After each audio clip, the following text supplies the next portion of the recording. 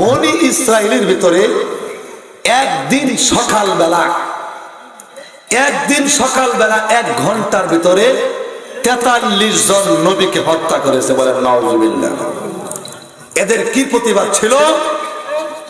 এক আল্লাহর প্রতি ঈমান আনতে হবে, সমাজে বৈধ কাজগুলো চালু করতে হবে, কালেমার প্রতি ঈমান আনতে হবে, জুলুম নির্যাতন অবিচার করা যাবে না। সূরা আল ইমরান আয়াত নাম্বার 21 এবং 22 এটার শানে নজুলে আসছে 43 জন নবীকে একদিন সকালবেলা বনি ইসরাইলের লোকেরা এই নবীদেরকে কতল করেছে। নবীদেরকে যদি কতল করতে পারে, যারা দুনিয়াতে সৎ কাজের আদেশ করবে তাদেরকে কতল করা কি তাদের কোনো ব্যাপার আছে? জেলে ঢুকানে ব্যাপার আছে? বলেন তো।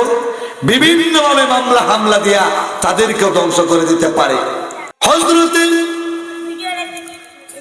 উবাইদা ইবনে জাররাহ রাদিয়াল্লাহু তাআলা আনহু নবী করিম সাল্লাল্লাহু আলাইহি ওয়াসাল্লামকে ইরশাদ করেন, নবীজি হাসরের মাঠে কে সবচেয়ে বেশি অপমানিত হবে, কার আযাব সবচেয়ে বেশি হবে, কে বেশি নির্লজ্জিত হবে, কে বেশি কাঁদবে, অপমানিত হবে। তখন এই আয়াত নাযিল হয়। নবীজি পড়ায় শোনাই দিলেন সূরা আল ইমরানের 21 এবং 22 নম্বর আয়াত। আল্লাহ তাআলা বলেন, ইন্নাল্লাযীনা ইয়াকফুরুনা বিআয়াতিল্লাহ ওয়া ইয়াকতুলুনান নাবিয়্যিনা বিগাইরি হাক্ক ওয়া ইয়াকতুলুনাল্লাযীনা ইয়া'মুরুনা বিল কিসতি মিনান নাস ফাবাশশিরহুম বিআযাবিন আলীম।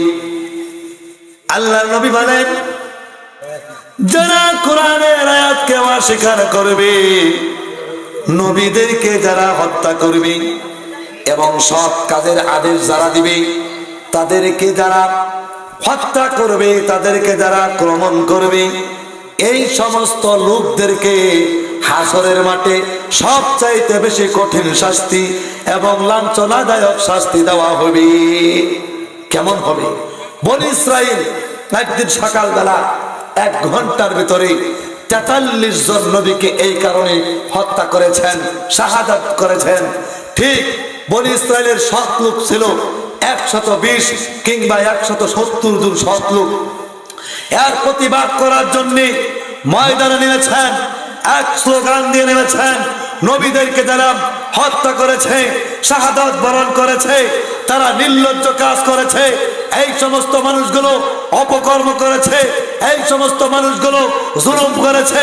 ঠিক ওই সময় বিকাল বেলা এই 120 কিংবা 170 জন সৎ মানুষদেরকে বিকাল বেলা বনি ইসরাইলের লোকেরা হত্যা করে ফেলেছে। সূরা আল ইমরান আয়াত নাম্বার 21 এবং 22 নম্বর আয়াতে এটার অর্থ ভালোভাবে বুঝবেন। হযরত উবাইদা ইবনে জাররাহ রাদিয়াল্লাহু তাআলা থেকে তাহলে আমার আপনার উপর আযাব আসতে পারে কিনা? আমার আপনার উপর আযাব হইতে পারে কিনা? আমার আপনার উপর আযাব আসতে পারে কিনা? যেহেতু নবীদেরকে তারা কতল করতে পারে, সৎ লোকদেরকে তারা কতল করতে পারে, আমাকে আপনাকেও করতে পারবে, এত কোনো বাধা নেই। কথা বুঝতে পারছেন? ইতিহাস আপনারা দেখেছেন, যুগে যুগে যারা সৎ কাজের পক্ষে ছিল, যুগে যুগে যারা অন্যায়ের বিপক্ষে ছিল, তাদের উপর আক্রমণ হয়েছে, নবীদের উপর আক্রমণ হয়েছে। কথা বলেন ঠিক কিনা? কিন্তু যারা আক্রমণ করেছে, যারা শাস্তি দিয়েছে, এরা দুনিয়ার জমিনে সম্মানিত না অসম্মানিত? তারা অপমানিত, লাঞ্ছিত, তাদের নাম মানুষে ঘৃণার চোখে নেয়। হযরত শাহজালাল রাহমাতুল্লাহি আলাইহি যখন হকের দাওয়াত দিয়ে, সত্যের দাওয়াত নিয়ে, যখন ন্যায়ের পক্ষে দাওয়াত নিয়ে বাংলার জমিনে, এই সিলেটের জমিনে আগমন করলেন, গৌর গোবিন্দ লেজ গোটায় পালন করেছে। বলেন ঠিক কিনা?